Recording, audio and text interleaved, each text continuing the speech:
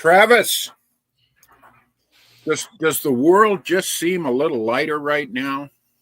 It kind of does. I mean, people with common sense and a sense of humor got their way in the election, either by not voting for Kamala Harris or go the next step in voting for Trump. I mean, I know people, they just couldn't bring themselves to vote for Trump.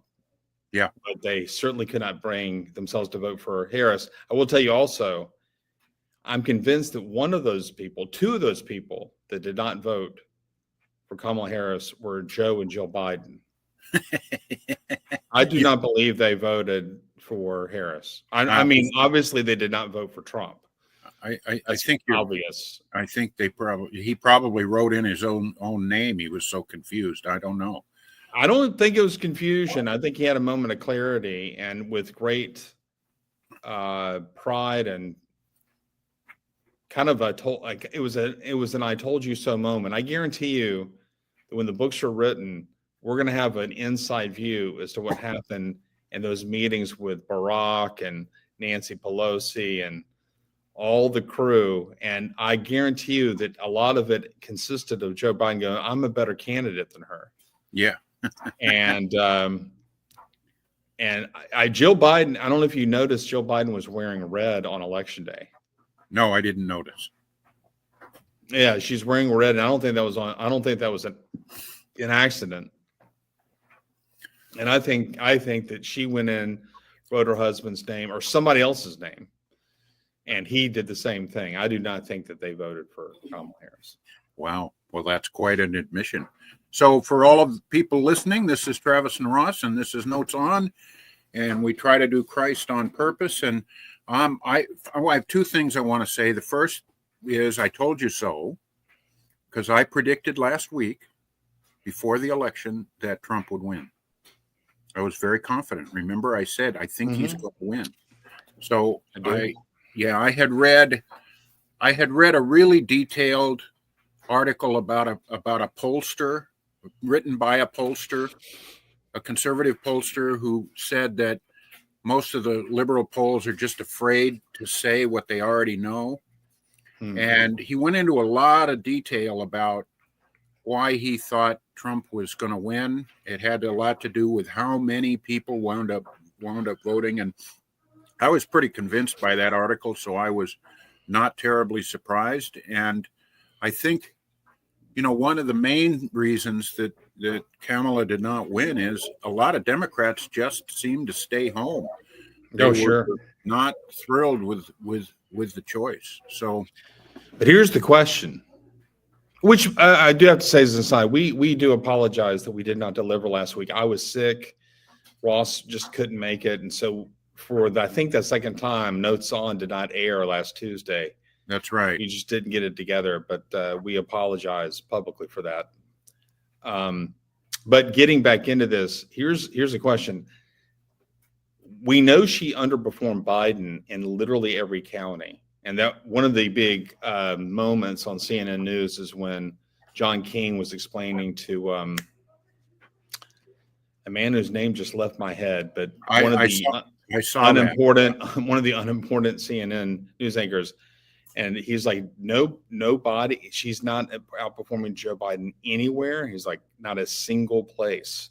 In 3,100 counties in the United States, she didn't do better than Joe Biden did in 2020 in a single county.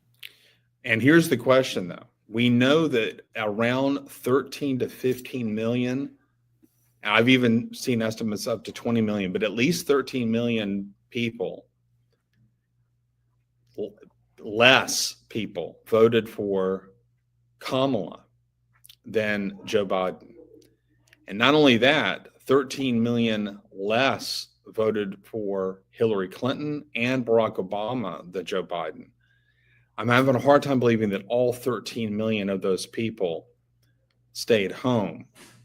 So how do we account for that incredible discrepancy between Barack Obama, Hillary, Joe Biden, and then Kamala Harris? How do we account for that? you must have an opinion, so tell us. I have suspicions. I think that should be investigated. That just sounds fishy to me. Yeah. That sounds like mail-in votes came pouring in from nowhere. And the 7 swing states, it seems like the places were 7. They had the 7 swing states. Trump had such high security there on voter IDs and all of that stuff. There were no shenanigans to speak of going on, and it turned out that Kamala Harris won all the states where they don't require voter ID. Wow. There you go. So, wow. I mean, I can't point a finger and make an accusation. I don't have all the facts, but I can tell you that looks suspicious. And if you don't think that looks suspicious, then I find you to be somewhat obtuse. And I think it's deliberate. I think you're being deliberately obtuse. Yeah. Well, Travis, one of the things we talk about on this show is, we did it right there in the lead in, is we try to do Christ on purpose. I would like to, rather than just talk politics the whole show, how does this tie into our faith? This Donald Trump overwhelming victory. There's a lot of, we both have people who are Christians, friends who are more on the liberal side. How do we relate this victory and the whole election, syndrome here that happened? How do we relate that, do you think, to our faith in Jesus? Well, to elaborate on the point you just made, that there are a lot of people that name the name of Christ who voted for Kamala Harris, or who just couldn't bring themselves to vote for Trump because of his moral character.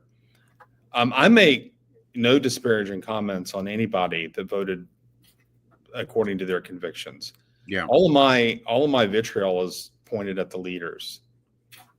And I have my own suspicions about Trump, which we can talk about.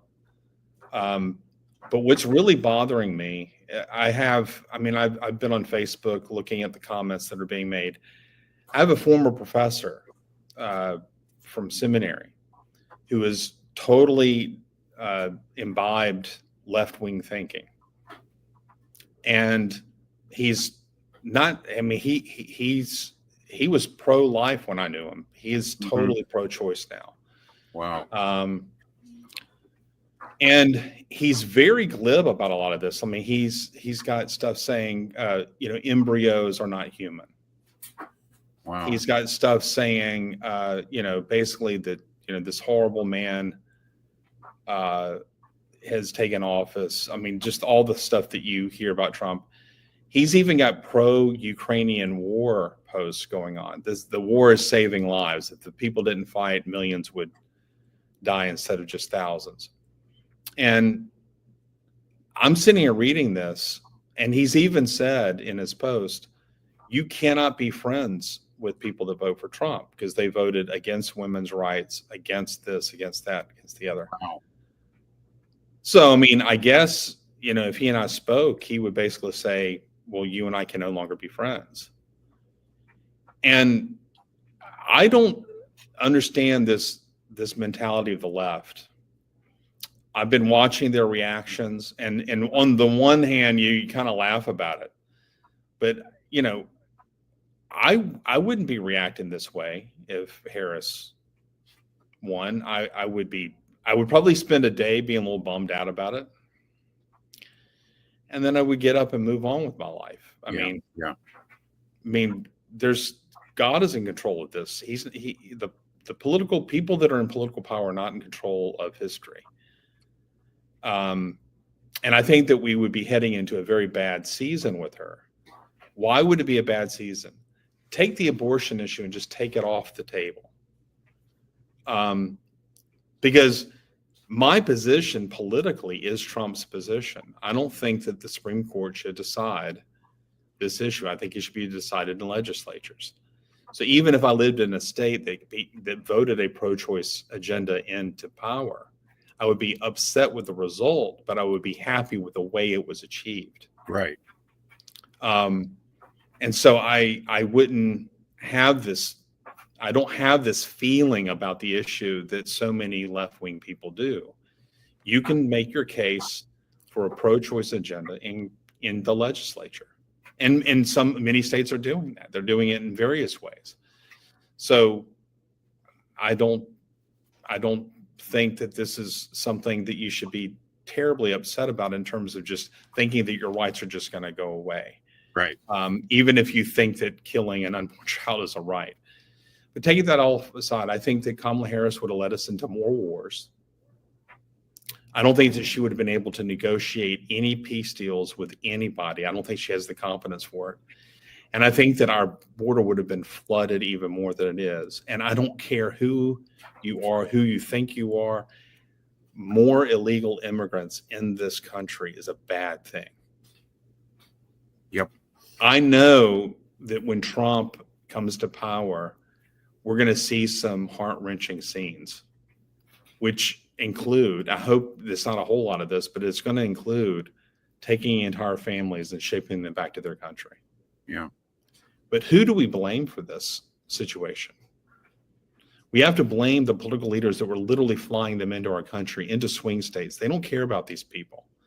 They cared about the votes that those people might bring to places of political, where there was a coin toss as what state you're going to win. That's what they cared about. That's right. So this is not a party that cares. The Democratic Party is not a party that cares for people. You could argue that the Republican Party isn't a party that cares for people too. That's probably true. Neither party does. The Democratic Party postures itself as the party of compassion. But taking teenagers and doing the things that they are wanting to do to them, I can't say it too much because either our editor will cut me out or YouTube will cancel us. Yeah. Y'all know what's going on there. That's not a compassionate position to take. No. And so I think that she would have led this country into a very dark path. But you know what? That doesn't change the fact that God is in control, that Christ is the Lord of history. That's right. And that my calling, regardless of who's in power, is to faithfully serve my master, who is Christ, to get up every day and go to work, to love my neighbor, to be compassionate towards, to be gracious in defeat. Yeah. To not get on. I saw a college professor get on and basically just throw the meanest vitriol you can possibly throw at Trump supporters, calling them all the names in the book, talking about how they're vermin and how they're horrible. That's not a Christ-like thing to do. No. The people that voted for Kamala Harris are good people, or at least they're no better or worse than the people that voted for Trump. People just genuinely believe that this is who they should vote for, and I want to celebrate their right to do it. So that's the first thing, that I think we should be gracious in our victory. That's right. I think that, one of the things that I said going into this is, would I rather live in a world in which I'm complaining about President Harris or complaining about President Trump? I will probably wake up a lot of mornings saying very critical things about President Trump, but I would rather do that than criticize President Harris, because I as I said in I had a solo show a few weeks ago, and I was like, this is the party. This has become the party of common sense. We know what a boy and a girl is. We know that proxy wars that last forever are bad for everybody. And we know that something has to be done about our border, and we know that something has to be done about it in the inflation and the economy. I don't know if Trump's tariff plan is going to work, but we got to try something. Yeah, that's we got true. to do everything we can to try to save American businesses. And his plan was working last go around. Things were really good under the Trump administration. Yeah, that's true. I think, Travis, as followers of Christ, we need to remember that. You mentioned it a moment ago about loving our neighbor. I think, first of all, we have to remember that the ultimate goal in our life as followers of Christ is not getting the politicians in place that we want. Right. It's following Jesus Christ, no matter what happens. And the ultimate answer is not in politics. There is no salvation in politics, and we really need to keep that in mind. And part of loving our neighbor is when we win, when we're on the side that we wanted to win, we need to be kind and still be good listeners and thoughtful and considerate and good listeners, just the same as if we were on the losing side. You probably saw that story a few days ago where there was a FEMA official that was just fired. Did you hear that? I think it was during the hurricane that blew through North Carolina. She actually told, I'm sorry, I don't remember if it was a woman or a man, but this person actually told the people under them not to help anybody that had a Donald Trump sign in their front yard. That's right. And they were fired, of course, rightfully so. But I think as followers of Christ, we need to be the opposite of that. That's right. How do we love everybody? How do we love our friends who are Kamala Harris supporters and, even comfort them? It's easy to gloat. It's easy to brag. It's easy to say, I told you so. But how do we continue to love those people? And that's really, if we're doing Christ's work, it's going to look like that. It's not going to be about gloating and bragging and That's thinking right. the world's now going to be okay. Absolutely. I mean, these are complex issues that we're facing. And there's no just simple solution to the problem. And so glibly just saying, oh, well, embryos aren't humans, so there. Yeah. Really? I mean, it's just obvious to you. To just say, well, illegal immigrants help the economy because they fill these job requirements. Okay, that is one piece of a huge pie. Right. And yeah, we understand that there are a lot of restaurants, for example. I was a waiter in a restaurant in Texas, and there were a lot of guys that worked in the kitchens that were from Mexico, and they would jump the border every couple of weeks, and they were working hard. They were taking money back, and they were clearly here illegally. Now, of course, I didn't go ringing any bells or go try to turn anybody in. I just not the type of person that's going to do that. But yeah, so I know that particular restaurant, you can multiply that by 1 million. They survive because they're able to pay low wages to undocumented workers. Sure.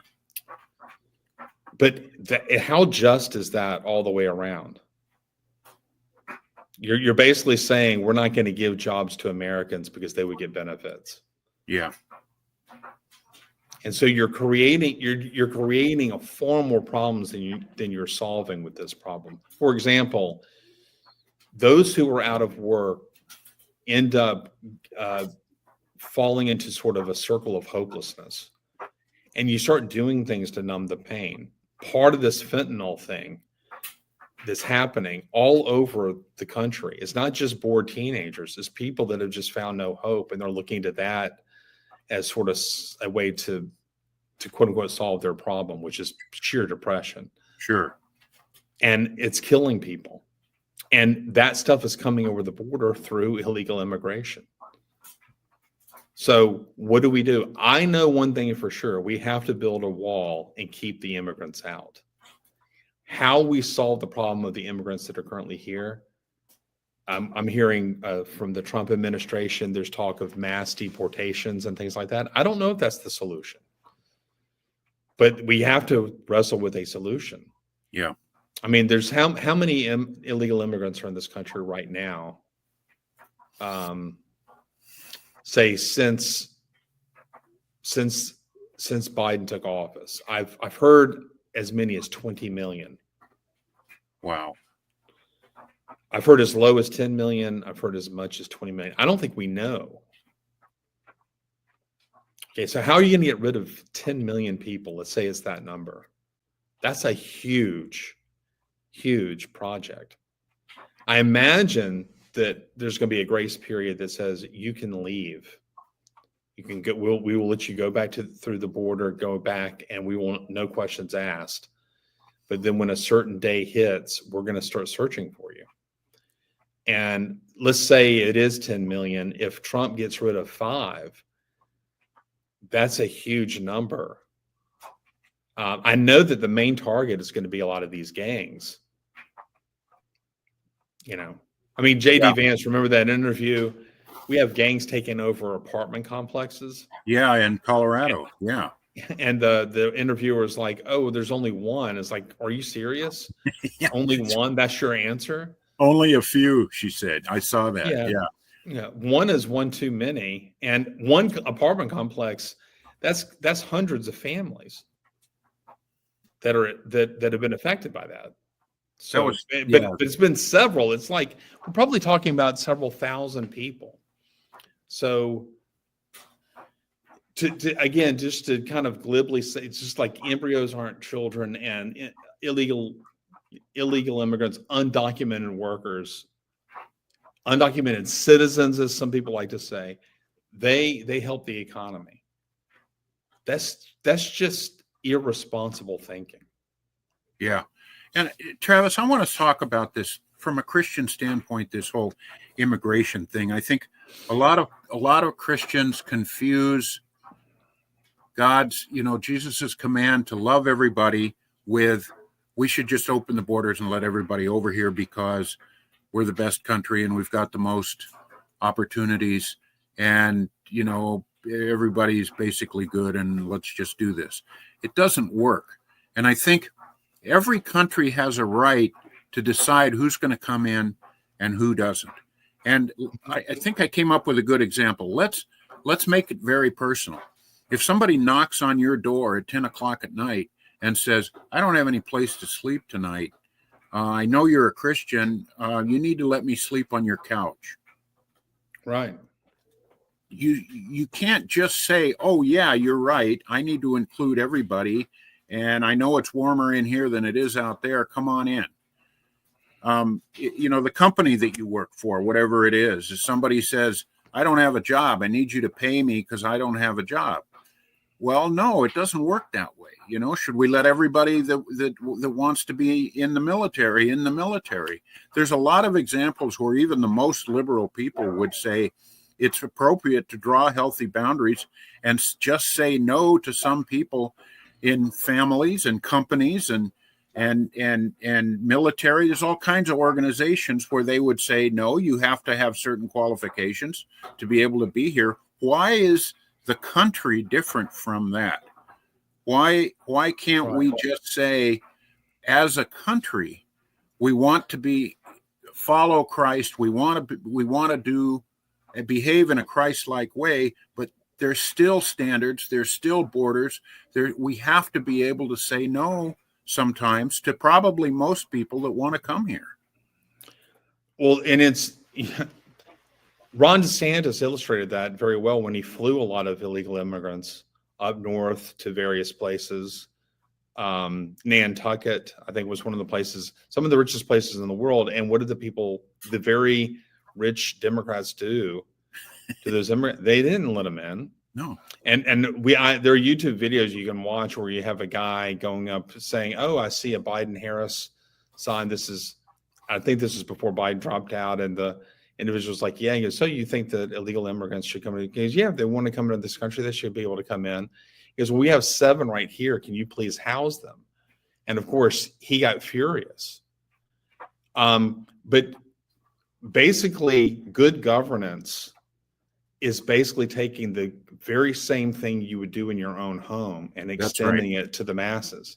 That's right. And I'm not going to let just anybody into my home. If my next door neighbor came to my home, I know her very well. I know her husband very well. If she came in onto my door and said, "I need a place to sleep," heck yeah, I'd let her sleep there. I mean, yeah. I've gone over to her home and borrowed things, a tool here, another tool there. I mean, I've borrowed stuff from them a lot, and they've been very kind to me over the years. And they're an elderly couple. Heck yeah, I would let them stay in my home if they needed a place to stay. Right. But if some random dude, I have a responsibility to my family, my wife's safety.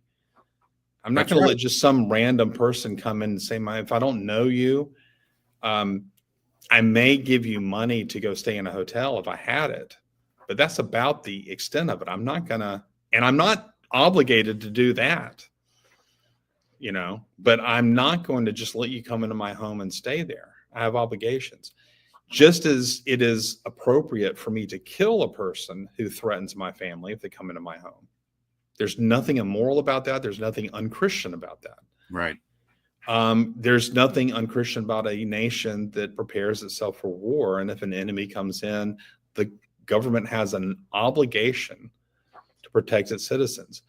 When the president and all of our leaders put their hand on whatever book they find holy and they swear to uphold the Constitution, that includes the protection of the citizens and given the benefits that are owed to the citizens as a first and fundamental priority. So when FEMA reappropriates its funds to help illegal immigrants here or there, or helping people in other countries, but will not appropriate those funds to the citizens who experienced the 2 hurricanes that came through, and even more so, targeting Trump supporters as those who will not receive those benefits, they are breaking covenant with the citizenry. Yeah. It is an immoral man who will love his town, but will not love his family. The person that's always doing good for the city, giving his time and all that, but his family never sees him. Right. His family never gets to know them. His kids are going shoeless. We wouldn't call that person a good person. And a nation that would break covenant with its citizens is not a moral nation. And so Americans always come first. I'm sorry that Ukraine is suffering the way it's suffering. Nobody wants peace over there more than me.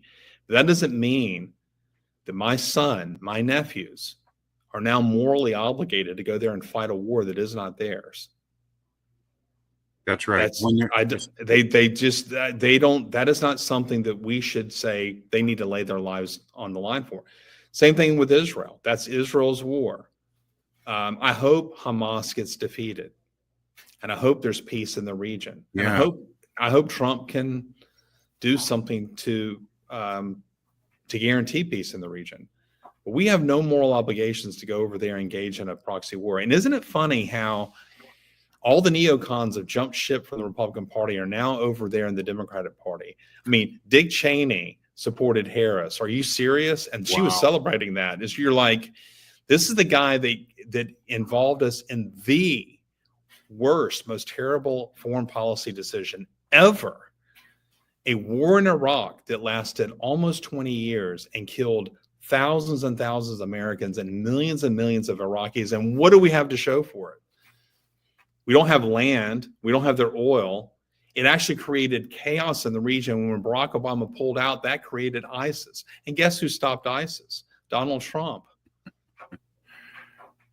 Okay, yeah. So, I mean, I know that this is a man, he's got moral flaws, but I know this. He's a man that's going to put Americans first. His ego is too big, so big that he ain't going to fail. He's just like, he's one of those guys, like, for purely selfish reasons, he ain't going to fail. He's going to try to fulfill his promises. And then also, if we end up going to war, that is going to be only after all means have been exhausted for peace, and that we are now finding ourselves having to go into war. That's right. So all the values that the Bible gives us, that Jesus gave us, to love, to forgive, to be kind, to look towards Him, all of those are tempered by wisdom. We have to. Those aren't designed for us to just respond to them emotionally, to just jump and say, "Oh yeah, there's this horrible thing going on overseas. Let's go. Let's take care of it." Well, there's a lot of questions that need to be asked. Is there something going on in my family, in my neighborhood, in my city, in my state, in my country that is equally as important? Shouldn't I take care of that first? Right. All of this has to be done with wisdom and prayer and thoughtfulness. We can't just respond emotionally to all of these things like the media wants us to. That's exactly right. Yeah. The only thing that I have to respond now is I'm just so sorry the time is over. I know. We love talking to you, brother. I'm talking to you, my friend. All right. Well, let's get on something more theological next time. But in the meantime, peace out. I would like that. See you, Travis. Bye. Bye.